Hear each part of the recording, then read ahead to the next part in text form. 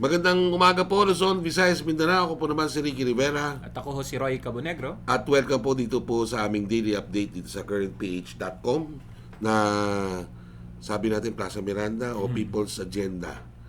Ayan. At ang tabayanan niyo po, mga September, magkakaroon kami ng Ano Ba Yan Bayan at yung Demokratiko. Yan, Democrat. Medyo hard-hitting yung Demokratiko.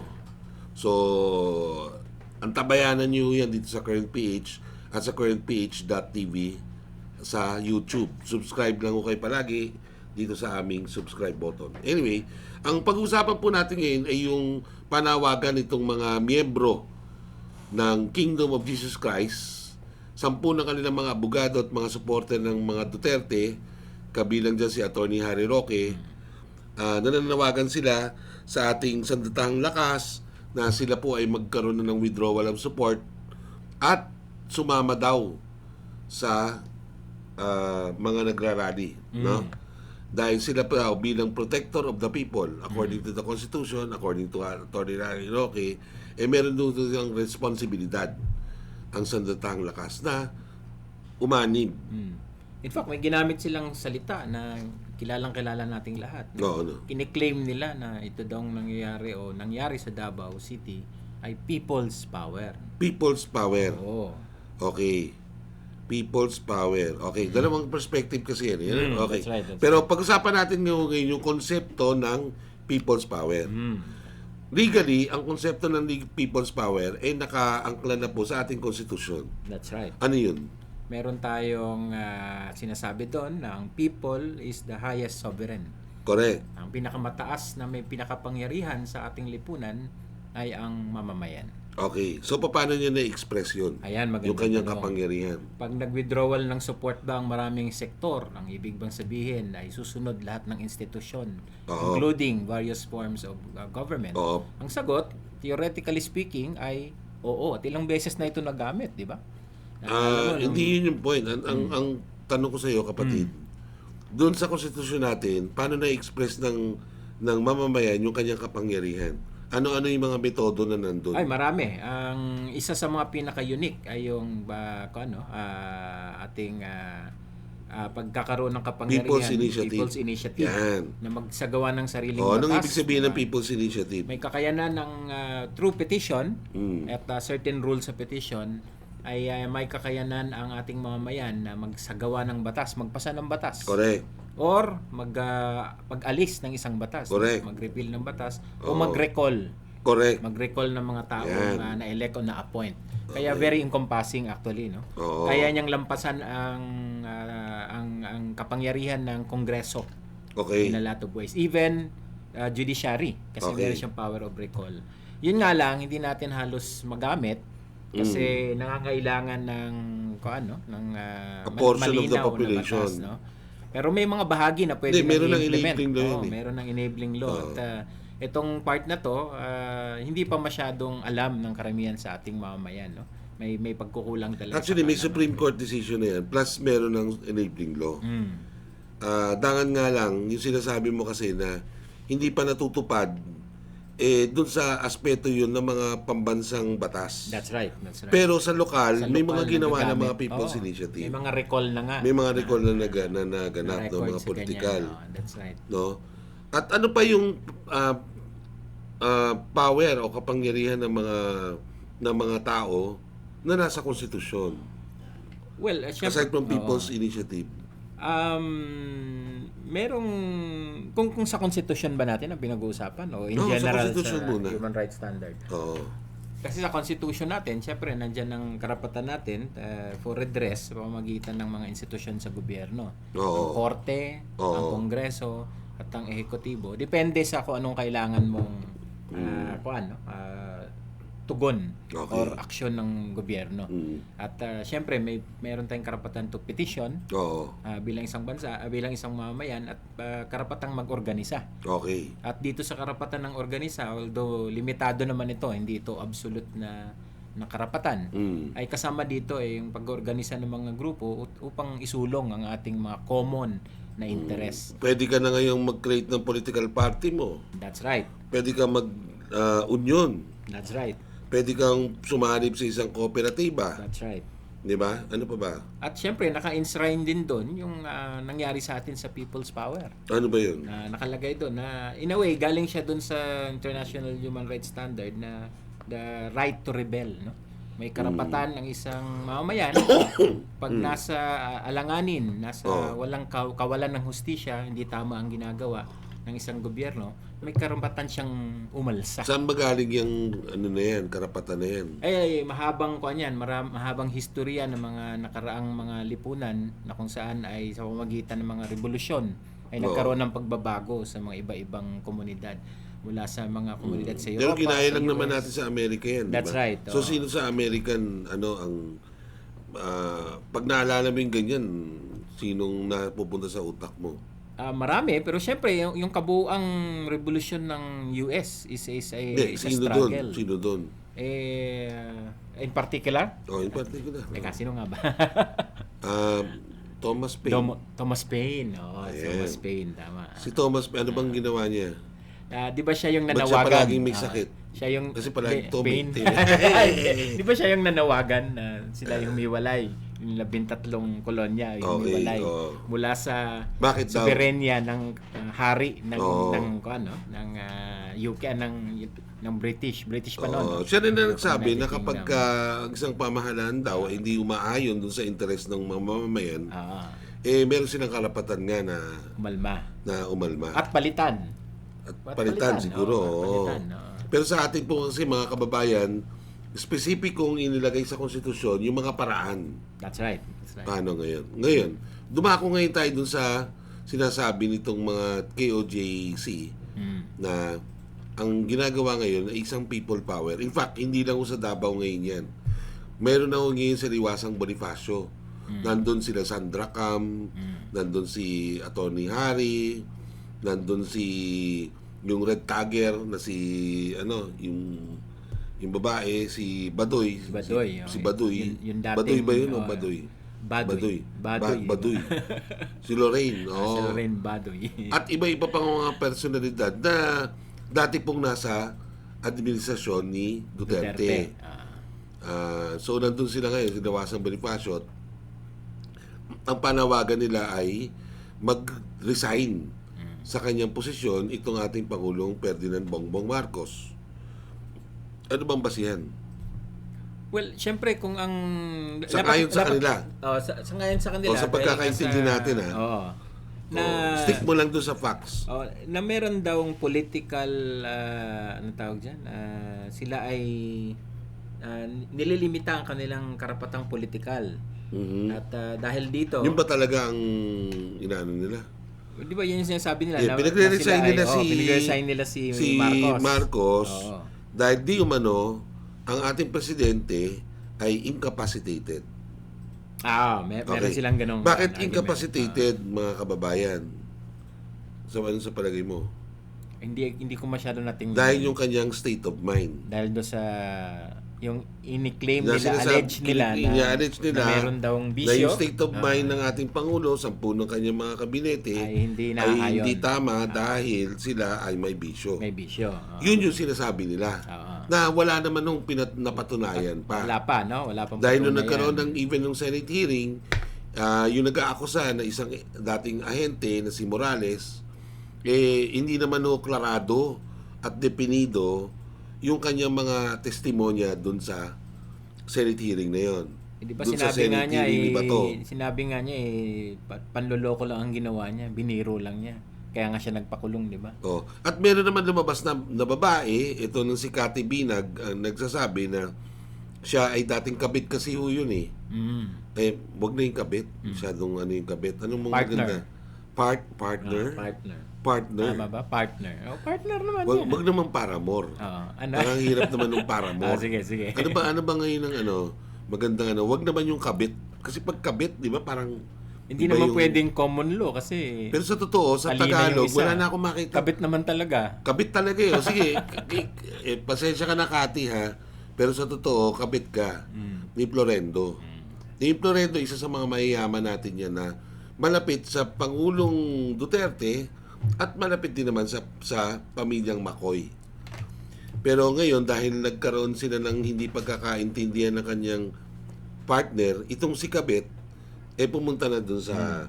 At sinasabi niya na yung kanyang partner daw ay gumagamit ng pinagbabawal na gamot na pulburon naman, sabi naman ni Maharlika.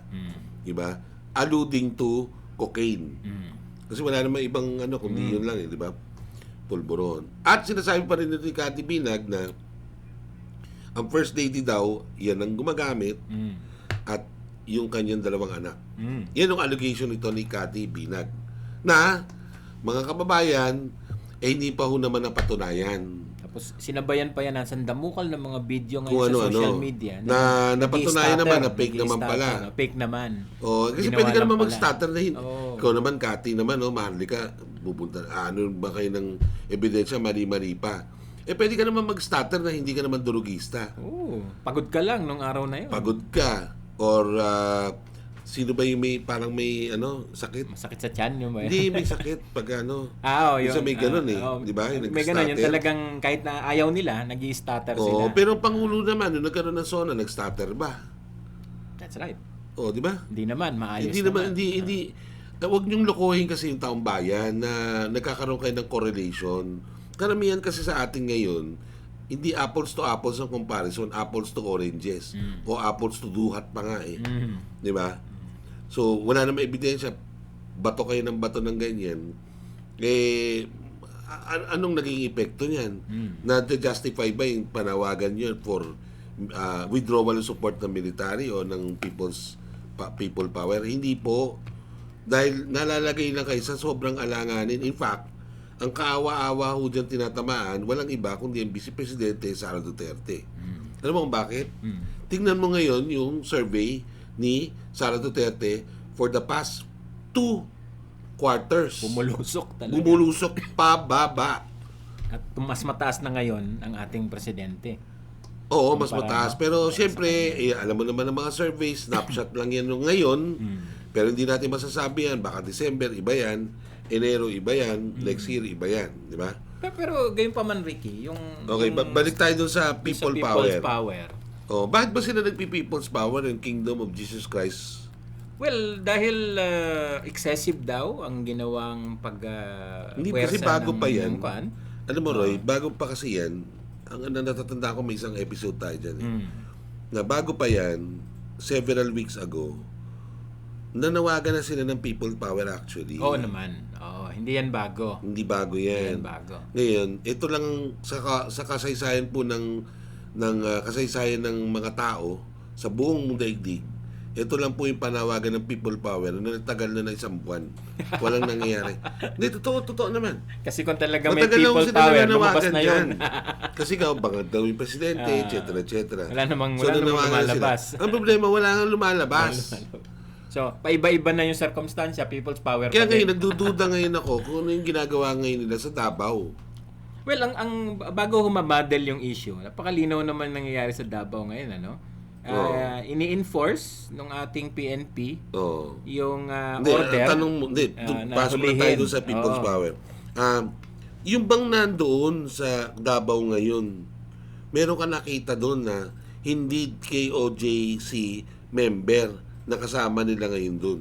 Doon sa mga videos na napanood ko, parang wala naman. Parang lahat sila na may mga dalang banner doon ay kiniklaim na sila ay miyembro ng simbahan na ito. Bakit ba? Wala pang ibang mga, kasi kung talagang people's power, maglalabasan yung mga banner ng ibang mga organisasyon. Wala iba naman. Yung nakita na natin yun sa EDSA 1, nakita natin sa EDSA 2 yan. No? Nung EDSA 2 po, naglabasan lahat ng mga That's right. Iba-ibang grupo. na ang tingin nila nung panahon na yon korap na korap ang ating dating Pangulong Joseph Estrada na kinakailangan palitan. Ngayon, nagmamasa ngayon sila dyan sa Niwasang Bonifacio. Katulad doon nung pagkakakita ko sa kaninang video, ilan-ilan lang ho kayo. Wala ho nga 50, sabi Parang ng hindi police. nakaka-generate baga ng Nakakahiya, support ng iba. di ba? Oo. Nakakahiya. Kasi alam mo na ho din ng 8 milyong membro siguro ng kanilang simbahan na mali yung kanilang ginagawa. Di ba? Sila ay tinuruan na maigi ng ating pastor na si Apollo Kibuloy na magpasakop sa kapangyarihan. Hindi lang ng Diyos, kundi ng Mukhang Tao. parang hindi naman nila sinusunod din. Kasi nga, ayaw naman nilang ipahuli. Katuruan mo Nakapalibot yan sila ng ron. inyong pastor. Di dapat Hindi sinusunod. po ba? Oo. Kung katuruan ng inyong pastor, kailangan yung sundin. At ang mali-mali, di ba? Ang mali-mali, doon sa tunay na pananampalataya o naniniwala sa Panginoong Hesukristo, ang dararapat na gawin ninyo kung ano ang ginawa ng ating Panginoong Hesukristo nung panahon nandito siya, na siya ay nakusahan ng mga mali. Ano bang ginawa niya? Ulitin natin, pangatlong ulit na ho to, no? Nung nasa nasa garden siya ng Gethsemane, gabi noon, di ba? At ginigising niya yung kanyang mga disipulo. Gising na kayo sapagkat may papunta rito. At pumunta na nga ang si Judas Iscariot, 10 mga sundalo. Sa 10 mga sundalo. Okay. Anong ginawa ko ng ating Panginoong Hesukristo nung mga panahon na yun? Huwag kayo lumaban.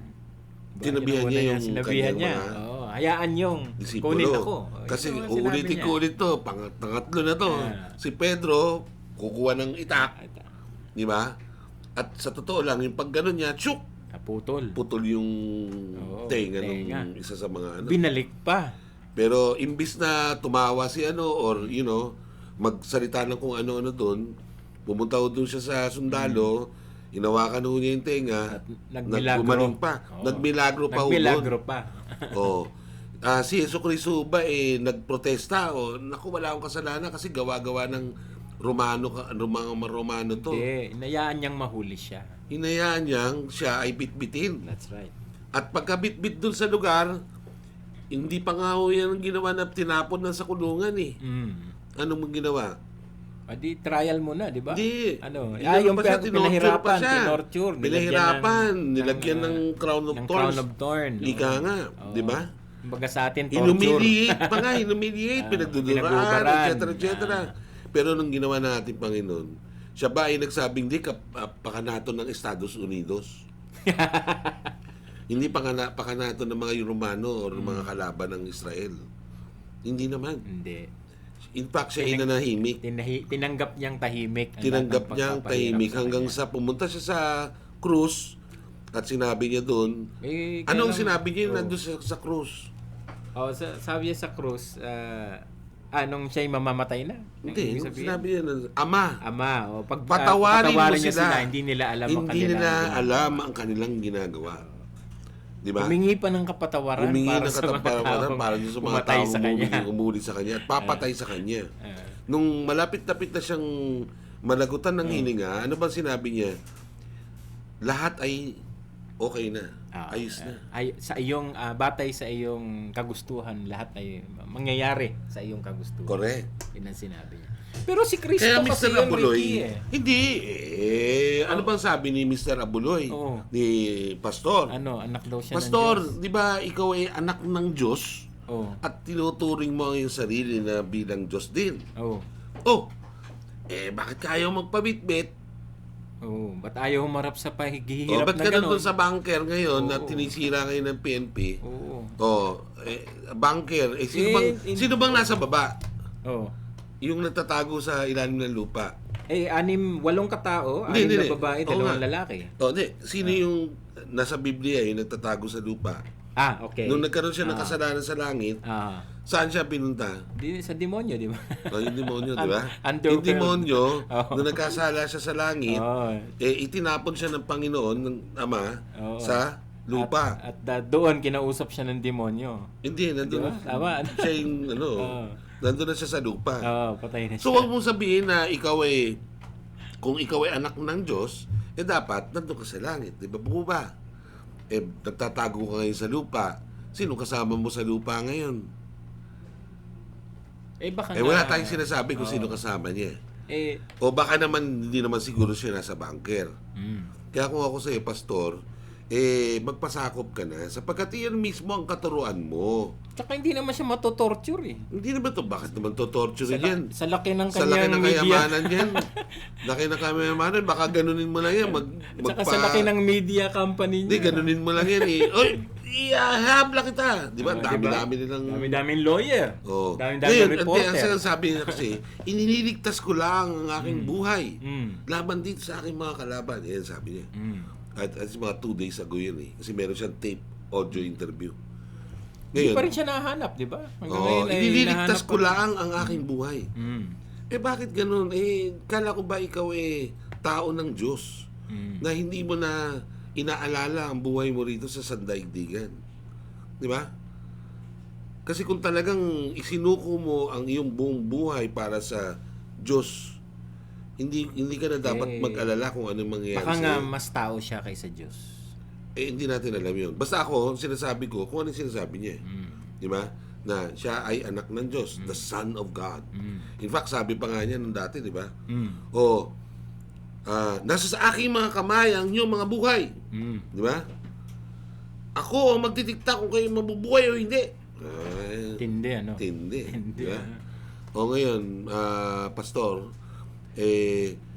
it's time for us na panindigan kung ano yung mga sinasabi natin. Kaya nga yung mass up na ganyan, Ricky, na ang kadahilanan ay yun lang, parang hindi naman sumasapat sa kung ano ang iniisip natin na people's power. Okay, at patuloy po yung sasagawang operasyon dyan ng Philippine National Police. Mabuhay po kayo mga magigiting na ating kapulisan. At wag ho sana magkasakitan, lalo itong mga kapatid natin Pilipino na nasa Kingdom of Jesus Christ. Ang isipin niyo po ay tumuuno kayo sa tunay na pananampalataya at maging Kristiyano po tayo. Huwag tayong manakit ng nakapa-pulis. At kung ako sa inyo, suko nyo na. Suko nyo na kasi mas maganda ho yan. Ang isipin nyo ho ngayon, yung survival ng inyong samahan. At isang tao yan, sabi nga niya, wala na ho siya doon sa leadership position ng KOJC. So ano pang kailangan protektahan? Maraming po salamat mga kababayan.